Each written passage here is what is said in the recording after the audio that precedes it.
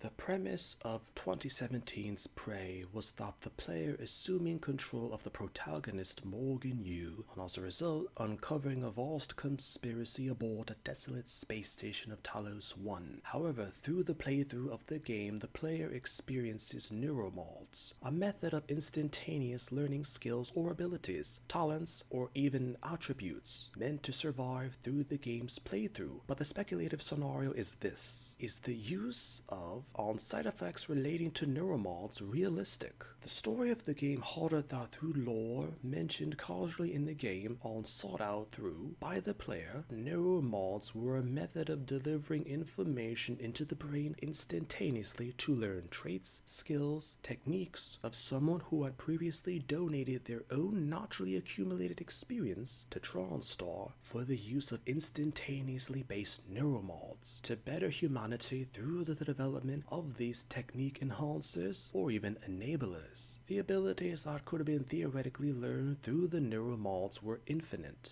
as in story lore harder that even through decades of research on use, the Neuromod potential were only beginning to be understood by scientists for their theoretical limitless potential. The said potential had it that taking health-related neuromods could instantaneously increase the life expectancy of the person who had taken the neuromod by decades. Assuming that to be correct, the neuromods were crafted from men and women who were in pristine health, which naturally meant that the positive traits could be passed on to the person who had just taken the neuromods. Potential even had it further with aspects of time and space, not just the physical aspect of an individual who had taken the neuromods. When you teleport from one area of the game to another, portals are the canonical reason for the said travel from one fixed point to another. So technically you were to transport from one point with another point that exists in another universe or dimension on quote-unquote travel to the said location. Hence the point of view in the game is the warped and distorted view, but it's not entirely of human origin. Details further harder that in the game the Typhon material were being used in part to create neuromods. On that sort of plot mechanism to explain aspects of the game in relation to the use of or even the effects of the neuromods.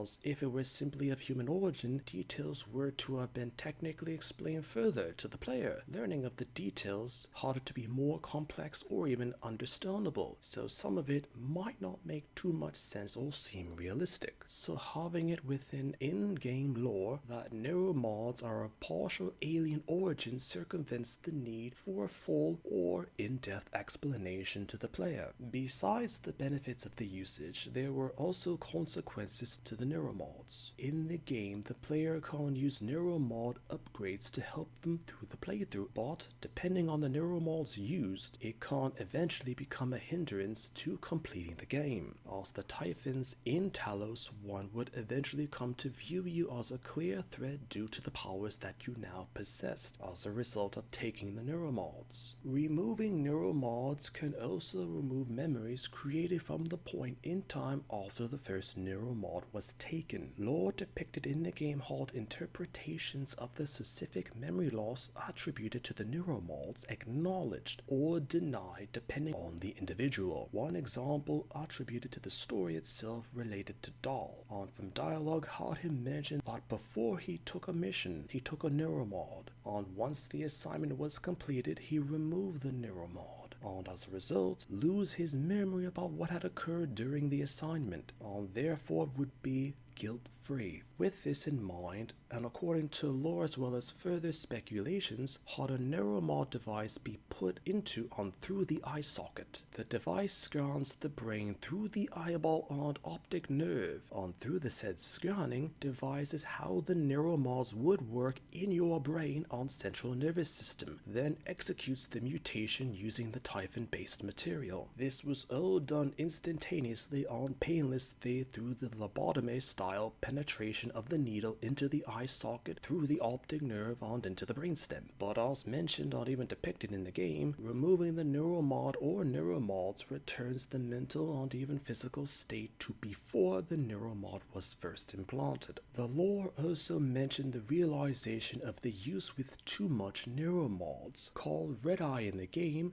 As mentioned, needles prick through the eye socket on into the brainstem. You are literally lobotomizing yourself every time for every single neuromod used in the game. Details how red eye as the main side effect as a physical consequence of the neuromod usage. That repeated needle stabbings into the eye socket would result in the eye being red in color due to blood arteries on vessels within the eye socket being repeatedly punctured and bruised by the needle through the neuromod procedure. Conflicting sources mention that the red eye could be possibly permanent, as the eye could have long-term or even permanent damage from repeated use of neuromods, but the exact details aren't mentioned in game. Finally, were the lore of neuromods being available to normal people, dialogue from the game and examples of neuromods being considered for common purchase and use among regular people, as up until that time in the game only specific people had access to neuromods or even knew about their existence,